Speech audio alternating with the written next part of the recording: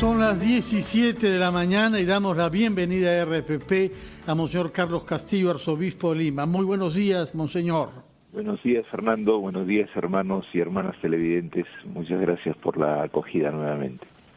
Nos reunimos, Monseñor, al término de una nueva semana, desde el sábado pasado, difícil, en donde la Iglesia de Lima ha estado presente en varios frentes, ya nos los dirá, preparando por lo demás la fiesta de Santa Rosa de Lima, que es una gran devoción, y sobre la cual hay algunas novedades digitales que nos comentará usted. Pero antes de hablar de ese aspecto, quería conocer su reacción sobre algo que sucedió el propio sábado, la semana pasada, durante la noche, durante una intervención policial en un lugar clandestino, en Los Olivos, que se saldó con la muerte de 13 jóvenes, ¿no? Quisiera oír sus palabras, Monseñor, a la vez de compasión y de, sin duda, explicación de lo que eso significa sobre nuestra sociedad. Bueno, lo primero es la solidaridad con todas las personas que han sufrido esto y las familias, y el dolor que sentimos todos de que estas cosas pasen, ¿no? Nosotros en la mañana del domingo hicimos la primera referencia a este acontecimiento antes de comenzar la misa, y lo que queremos es llamar la atención y llamar a toda la población a que tomemos en serio lo que está pasando, ¿no? Es normal que las personas, digamos, han estado hacinadas, hay una situación muy convulsa, pero esta forma de divertirse, de digamos, poco tomar las cosas a la ligera, con cierta frivolidad, bastante frivolidad, conducen a cosas muy trágicas, casi absurdas, ¿no? De hecho, son absurdas. Una muerte absurda que puede ser evitada simple y llanamente por tener un poco de cuidado, ¿no? Lo que pasa es que creo que tiene que ver con un tema que han estado tratando ustedes con David hace un rato, y justamente un tipo de desarrollo que ha sido un boom, ¿no? Pero que justamente carece del desarrollo humano, ¿no? En donde evidentemente, así como nos han puesto acentos en ciertas cosas elementales como el sistema de salud, también en la forma de educación. La educación se ha reducido a matemáticas y a educación física, pero todo el acompañamiento de un pueblo que necesita formarse éticamente, formarse en el reconocimiento del valor de la persona humana, ha sido prácticamente dejado de lado. Todo interesaba. Yo la semana pasada hablé de un sistema que genera ambición, inclusive angurrencia. No dije que el pueblo era angurriento porque buscaba tener mejores condiciones de vida y tener una entrada, ¿no? Como lo que se pensó que podía venir de esta ley que ha salido, ¿no? Sin embargo, quienes incentivan eso son propios de un mundo, un sistema que digamos cree que así crea ilusiones en las personas, ¿no? Justamente hoy día las lecturas de la misa de mañana habrá la de las locas ilusiones. Y esta tendencia destruye nuestra capacidad de recapacitar, de ver las cosas. Por eso es que yo llamo a que todos juntos, inclusive llamo a todos los que son creyentes, ¿no? Y a los no creyentes también, que tienen sentido humano, a que emprendamos una tarea de reeducación de nuestro pueblo. Esta es una ocasión importantísima, justamente por la sensibilidad que nos provoca para poder recapacitar y reconsiderar y reeducarnos en las relaciones humanas, para que justamente lo absurdo no nos absorba, porque podemos terminar prácticamente en un suicidio generalizado. Es muy peligroso. Sucede cuando el pesimismo entra, las personas se desarticulan y se necesita la ayuda, la consideración, el compromiso con el otro, que suscite en las personas el aliento al valor de ser y de vivir la vida personal con sentido, con alegría verdadera, no con una estridencia destructora, ¿no? Y frente a toda esta realidad de frivolidad, irresponsabilidad, sufrimiento también, la Iglesia de Lima, la Iglesia del Perú, persiste en esta campaña Resucita Perú. Cuéntenos algo de eso, de las acciones específicas y el espíritu que anima a esta divisa, ¿no? Resucita Perú. Sí, el lema es Resucita Perú ahora, porque la idea es justamente juntos ponernos ya a trabajar, ¿no? El proyecto como expliqué la semana pasada, ha nacido a partir de una comisión de la Conferencia Episcopal, que luego lo ha hecho en común a todos los obispos. Quiere que en cada localidad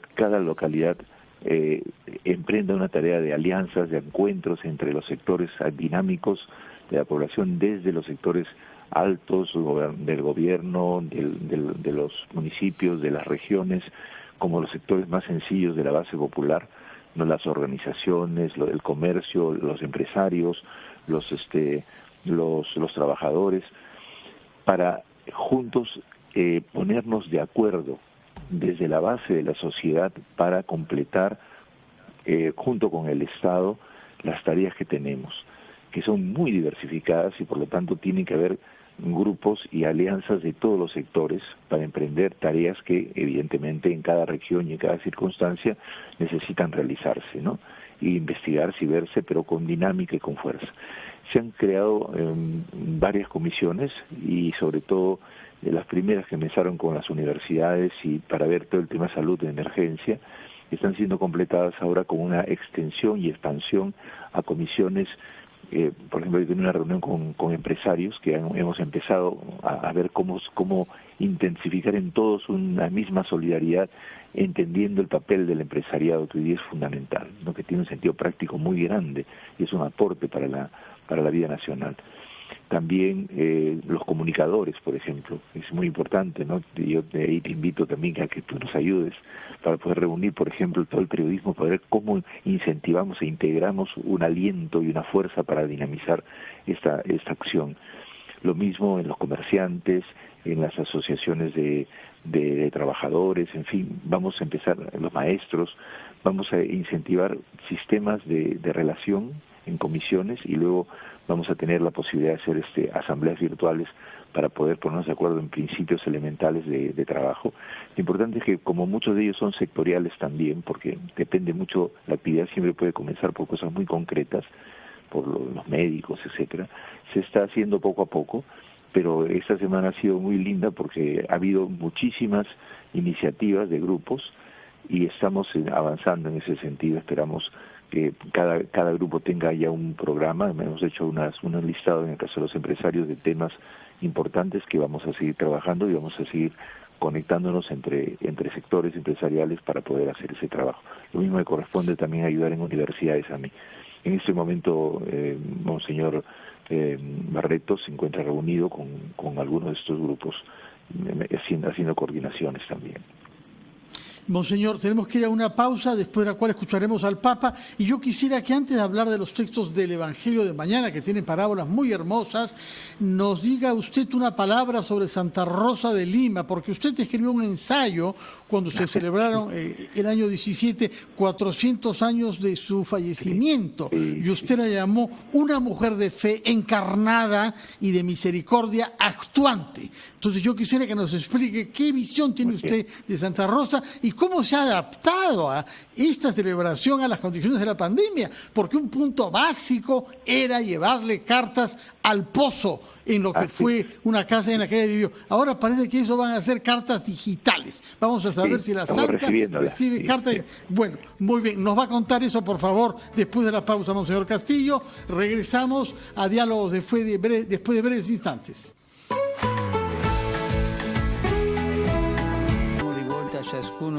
Hoy escuchamos dirigida a cada uno de nosotros la pregunta de Jesús. ¿Y ustedes quién dicen que soy yo? Cada uno de nosotros. Y cada uno de nosotros debe dar una respuesta, no teórica, sino que involucre la fe, es decir, la vida. Porque la fe es vida. Para mí tú eres y decir lo que es Jesús. Una respuesta que nos pide también a nosotros, como a los primeros discípulos, la escucha interior de la voz del Padre y la consonancia con lo que la Iglesia, reunida en torno a Pedro, continúa proclamando. Se trata de entender quién es para nosotros Cristo, si Él es el centro de nuestra vida, si Él es el fin de nuestro compromiso en la Iglesia, de nuestro compromiso en la sociedad. ¿Quién es Jesucristo para mí? ¿Quién es Jesucristo para ti, para ti, para ti? Una respuesta que deberíamos dar cada día a nosotros. Pero estén atentos. Es indispensable y loable que la pastoral de nuestras comunidades esté abierta a las muchas pobrezas y emergencias. Están por doquier. La caridad es siempre la vía maestra, el camino de la fe, de la perfección de la fe. Pero es necesario que las obras de solidaridad, las obras de caridad que nosotros hacemos, no desvíen del contacto con el Señor Jesús. La caridad cristiana no es simple filantropía, sino por un lado es mirar al otro con los ojos mismos que Jesús, y por el otro es ver a Jesús en el rostro del pobre. Este es el camino verdadero de la caridad cristiana, con Jesús en el centro siempre. Que María Santísima, bienaventurada porque ha creído, sea para nosotros guía y modelo en el camino de la fe en Cristo y nos haga conscientes de la confianza en Él, que la confianza en Él da sentido pleno a nuestra caridad y a toda nuestra existencia. Ave María. Monseñor, hemos escuchado al Papa esta vez desde el balcón del Vaticano, restableciendo poco a poco, me parece, costumbres que supone que un poco de gente hay allá. Italia, felizmente para ellos, está mucho más adelantado que nosotros en la superación de la pandemia, y se pueden hacer cosas que por el momento acá en el Perú, lamentablemente, no podemos todavía. Sí, el Santo Padre en sus palabras ha retratado prácticamente a partir de esta esquemática de la fe ligada directamente a la acción, pero basada justamente en la hondura de la relación con Dios, lo que fue Rosa de Lima, ¿no? Rosa tuvo un centramiento en Dios, con que ya en una de las lecturas del día de mañana dice, ¿no? Todo lo estimo pérdida comparado con la excelencia del conocimiento de Cristo Jesús, mi Señor. Esas palabras de Pablo también son de Rosa, ¿no? Ella se fascinó de la hondura de la identificación con el sufrimiento que Jesús tiene en la cruz. Y a partir de allí emprendió un camino de reconocimiento de la gracia que significaba eso. Ella le llamaba a las heridas de Jesús, les llamaba mercedes, gracias. Gracias que penetraron su corazón, de tal manera que ella dijo esta frase en sus pequeños dibujitos o en origami que hacía, ¿no? Con lanza de acero me hirió y se escondió. Y aquí en esta expresión está el reconocer que por medio de esa herida, ¿no? Con lanza de acero me hirió, se escondió en su propio corazón, y allí nació Jesús y la convirtió en una especie de Jesús, ¿no? Era una imagen que había visto porque su abuela le contó la historia de Santa Caterina de Siena, ¿no? Y entonces Rosa, a partir de allí, suscitada por esa hondura, va a ser una cosa muy interesante. Eso va a venir desde niña. Desde niña es que tenemos la idea de Rosa en casa, Rosa haciendo el Via Crucis, Rosa que construye su ermita. Esa es de niña. Pero a los 11 años va con su familia a Quibes. Y ahora el profesor Luis Millones ha descubierto... Junto a Caraballo, ¿no? Junto a Caraballo. Sí, el kilómetro 65 por ahí. Y el doctor Millones ha esclarecido que son muchos más años que solamente 3. Deben ser entre 5 y 6 años que estuvo allá, prácticamente toda su adolescencia. Y allí hay un trasfondo en sus sueños, en las maneras de hablar. Y yo he visto también, lo digo porque hice eco de lo que decía Millones, viendo sus origamis. Y en los origamis aparece la cañiza, por ejemplo, o una antorcha que es la antorcha con la que entraban los mineros a la mina, o una hoz que tiene la forma de un trueno, de un relámpago, se llama relámpago, justamente en las técnicas de la época. Quiere decir que Rosa no sacó esas cosas, esas imágenes de su imaginación, sino de la experiencia. Inclusive ella a los 12 años, que es el año en que la confirma Santo Toribio, ella va a la mina porque su mamá la lleve para que trabaje con su papá ayudándolo, porque el papá había sido policía y había sido sacado del arcabucero mayor de Lima y necesitaba recursos, eran 13 hijos. Ella le dice, mamá, yo no voy a poderme quedar aquí a ayudar a mi papá, yo ayudaré como costurera. ¿Por qué? Porque estos minerales no son los bienes con los que el mundo nos engaña para perdernos. No dice para perder el alma, dice para perdernos, ¿no? Y en cambio, no tienen muy poco del oro de la virtud y además se producen con muchos achaques. Era consciente de que, porque ella además se enferma, su hermana se enferma de lo mismo y muere, y ella se enferma contaminada por el aire que estaba, digamos, está expandiendo el azogue, ¿no? Los gases del azogue. Y ella ha visto sufrir a los indios. En ese sentido, su imagen de Jesucristo va, como el Papa mismo dice, se va concretando en el ver en el rostro del pobre, ¿no?, a Jesús. Y ella entonces desde allí se dinamiza para trabajar a servicio de su familia como costurera, opta por no ir a la mina, como diciendo o Dios o el dinero, y luego cuando regresan a Lima es que ella empieza una tarea en la ciudad impresionante. Porque a la vez Monseñor, sí, en su ensayo usted cita un bellísimo pasaje de la declaración que ella formula ante el Tribunal de la Inquisición. Pero ¿por qué Santa Rosa de Lima, que ahora la vemos una especie de santa de nacimiento, ha sido objeto de una sospecha y de una investigación ante ese temible tribunal? Ya, tengo, para ser franco, en ese momento yo pensaba eso, pero me esclareció mucho un profesor, un investigador, historiador, que en realidad no le hicieron un proceso en el tribunal, sino una consulta, una encuesta de qué cosa es lo que vivía. Y a ella le desesperaba eso porque ella tuvo una visión, una experiencia muy inefable, muy inexpresable de lo que vivía.